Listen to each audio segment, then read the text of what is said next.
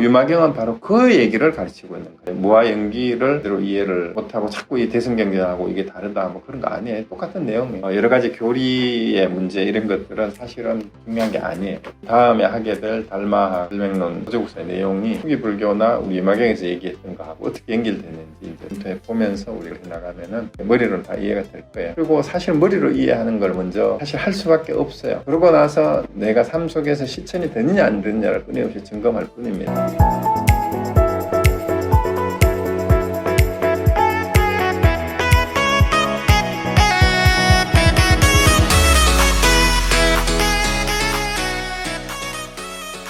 깨달았다고 하면은 또 어디서 주워 들어가지고 깨달으면 말로 할 수 없는 건데 어떻게 깨달았다고 하냐고.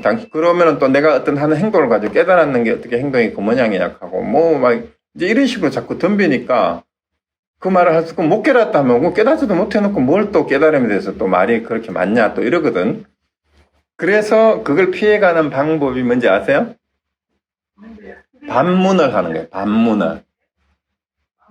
당신은 깨달았느냐 이렇게 물으면 저는 단골로 지금 질문하시는 분은 깨달았다라는 게 어떤 거라고 생각을 하세요? 이렇게 물어봐요.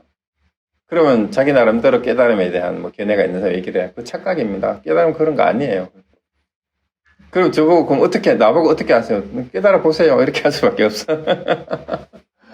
그러니까 그 깨달음에 대해서 어떤 상을 가지면 안 돼요. 깨달은 사람은 이럴 거다. 그런 건 없어요.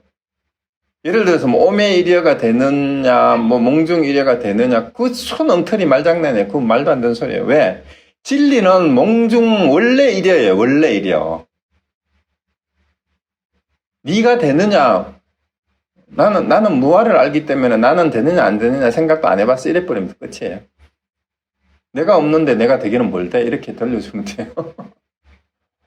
그러니까 그래서 그게 왜 그런 말들에 자꾸 헷갈리냐 하면 무아가 분명하지 않으니까 질문하는 사람한테 그 자꾸 돌려줘 버리면 돼요.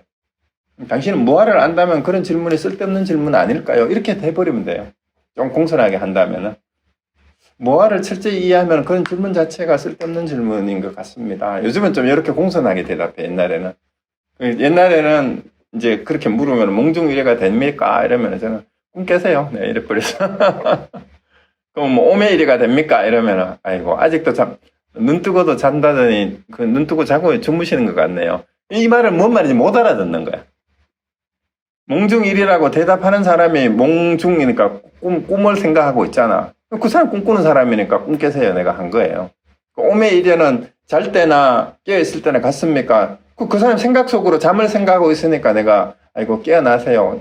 이 선사들은 그렇게 대답을 해요. 왜냐면 그걸 직설적으로 그냥 이렇게 지적을 해주는 거거든. 그 사람이 지금 꿈속에 몽중일이가 됩니까? 하고 묻는 사람이 꿈꾸고 있는 거예요. 꿈속을 헤매고 있는 사람이니까 꿈 깨라 이렇게.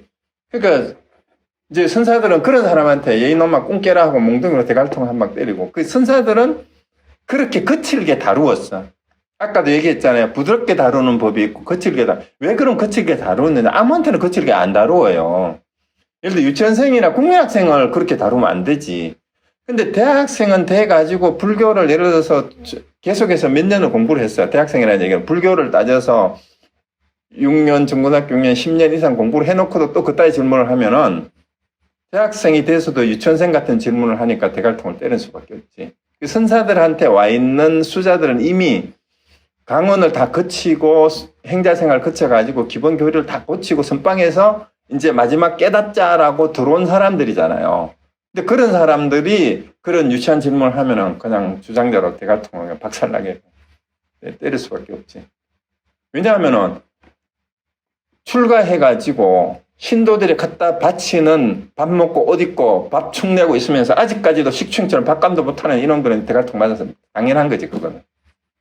그런데 그러니까 옛날 조사들은 그런 스님들한테 그렇게 하고 물으면은 또 불법이 뭡니까 하고 물으면은 그냥 휘딱 뛰어머려가지고 그 옛날에 뭐 문턱이 있잖아.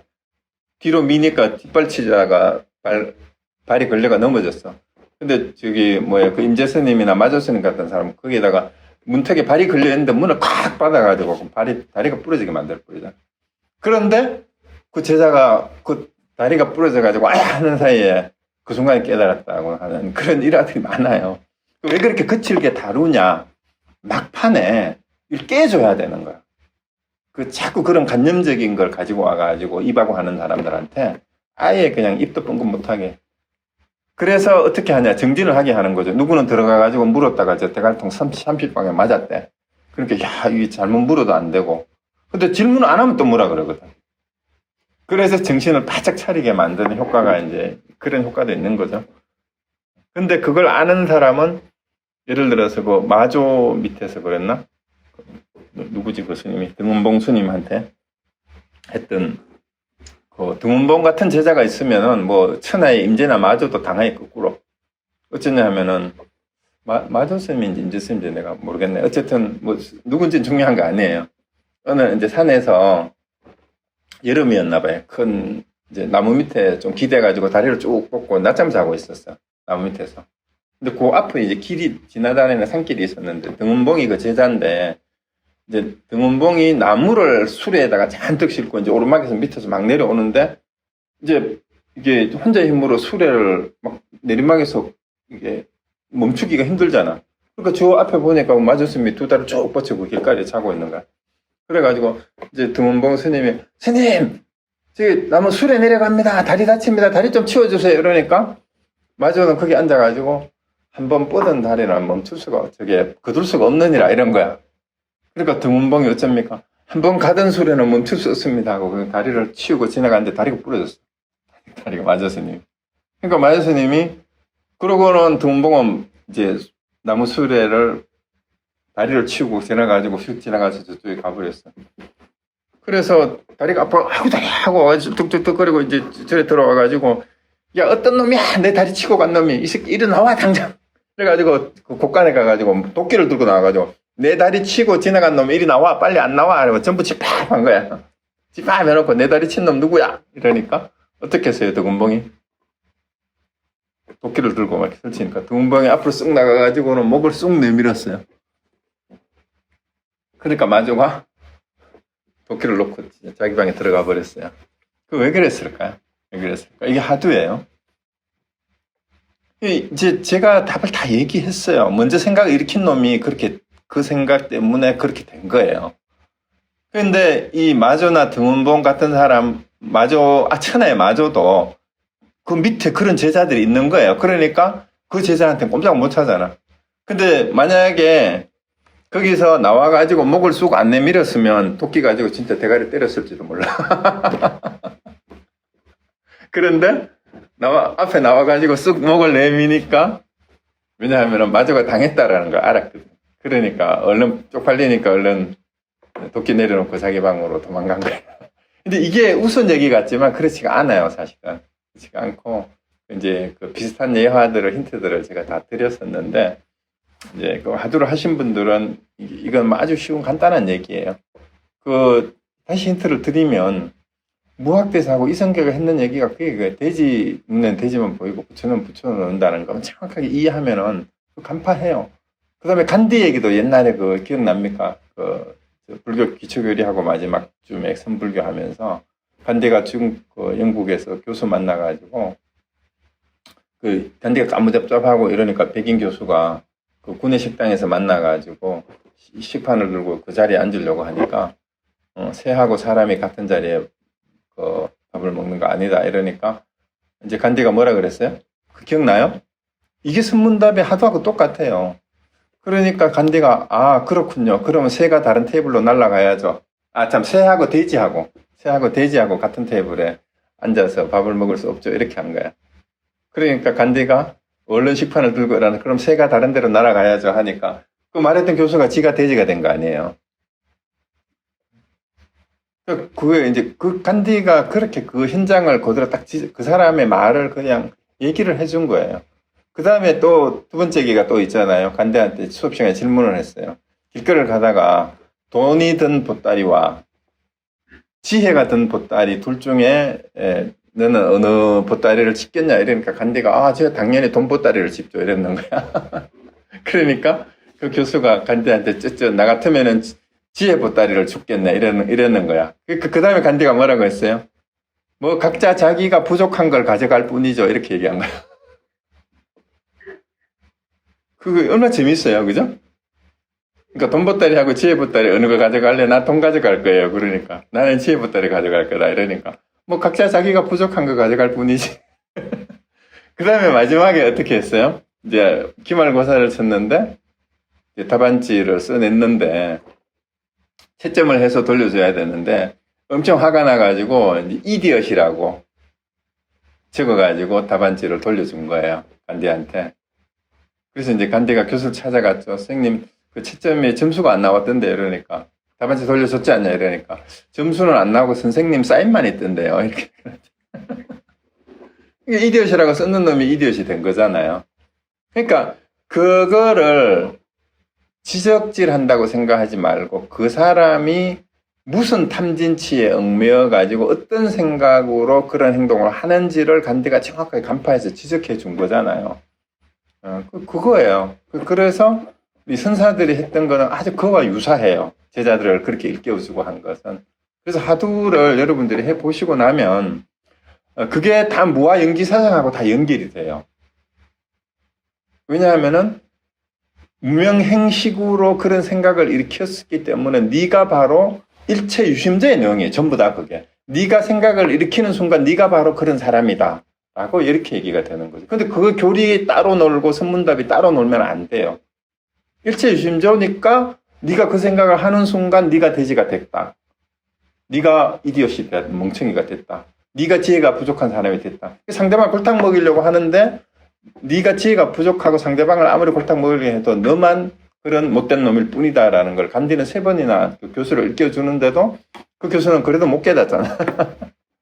자기가 창피한 줄 모르잖아. 우리가 세상을 살아가면서 어떻게 살아가느냐 하는 게 그런 거예요. 불교 공부를 하면서도 교리나 계율이나 이런 것들을 형식화해버리는 데에서 모든 종교가 문제가 생겨요. 모든 종교에는 자유롭게 살도록 하기 위해서. 기독교에도 진리가 너희를 자유롭게 하리라 그랬잖아요. 근데 자꾸 거기에 교리에 얽매이게 되면은요, 구속이 돼요. 집착이 돼요. 그래서 우리 불교에는 아예 이제 해탈을 목표로 하니까 모든 것으로부터 해탈인데 불교로부터도 해탈해야 돼요. 불교의 가르침으로부터도. 교리가 중요한 게 아니고 해탈된 삶을 사는 사람에게는 부처라는 말이 뭐가 필요해요? 그냥 살면 되지. 그러니까 오직 모를 뿐. 모른다는 건 뭘 모르느냐. 내가 이제 단지 불회면 시직 견성이라는 말이 있어요. 다만 알지 못하는 줄 알면 그것이 곧 견성이다. 내가 안다라는 생각이 항상 주어를 생각하면 돼요. 안다라는 게 내가 안다잖아.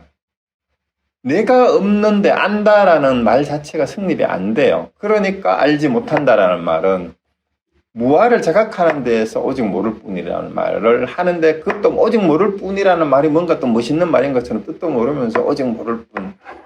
오직 모를 뿐이라는 말은 그 나라고 하는 그거는 알 수 있는 존재가 아니에요. 실체가 없기 때문에. 그래서 모를 뿐이에요. 없는데 뭘 알아. 이건 가짜인데. 가짜를 허상을 아는 게 아니잖아요.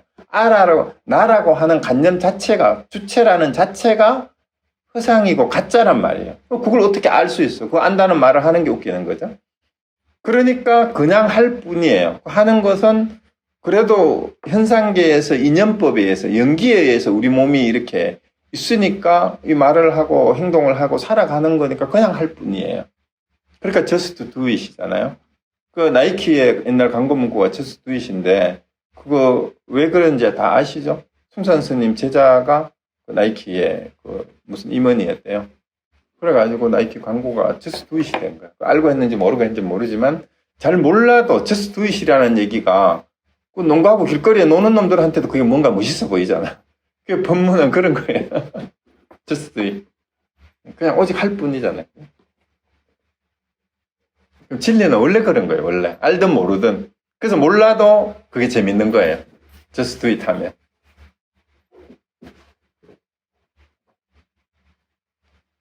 알고 하면 더 재밌겠죠.